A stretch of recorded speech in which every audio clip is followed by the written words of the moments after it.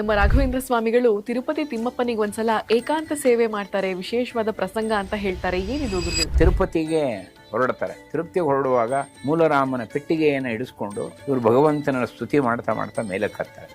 ಅಲ್ಲಿ ಹೋಗಿ ಕಪಿಲ ತೀರ್ಥದಲ್ಲಿ ಸ್ನಾನ ಮಾಡ್ಕೊಂಡು ಹೋಗಿದ್ದಾರೆ. ಆಮೇಲೆ ಬೆಟ್ಟ ಹತ್ತಿದ್ದಾರೆ. ಅಲ್ಲಿ ಸ್ವಾಮಿ ಪುಷ್ಕರಣಿ ತೀರ್ಥದಲ್ಲಿ ಅವರು ಸ್ನಾನ ಮಾಡಿದ್ದಾರೆ. ಮುಳುಗಿ ಸ್ನಾನ ಮಾಡಿ ಅದಕ್ಕೆ ಸಂಕಲ್ಪ ಇದೆ ಮಾಡಿ ಅಲ್ಲಿ ವರಾಹ ದೇವರಿದೆ. ವರಾಹ ದೇವರನ್ನ ದರ್ಶನ ಮಾಡಿಕೊಂಡು ಅಲ್ಲಿಂದ ತಿರುಮಲಗೆ ಹೋಗ್ತಾರೆ. ಅರ್ಚಕರು ಹೇಳ್ತಾರೆ, ನೀವು ಏಕಾಂತ ಸೇವೆ ಮಾಡಬಹುದು.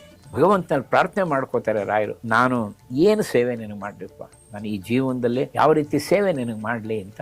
ಆಗ ಒಂದು ಅಶರೀರವಾಣಿ ಆಗುತ್ತೆ, ತುಂಬಾ ಚೆನ್ನಾಗಿದೆ.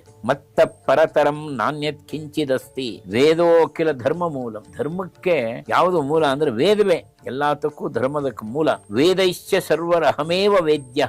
ಎಲ್ಲರೂ ವೇದದಿಂದಲೇ ನಾನು ತಿಳಿಯುವಂಥದ್ದು. ಭಕ್ತಾಗ್ರೇಸರ ವೇದ ವಿವರಣ ದ್ವಾರ ಮಮ ಆರಾಧಯ. ನೀನು ವೇದಕ್ಕೆ ವಿವರಣೆ ಬರೀತಾ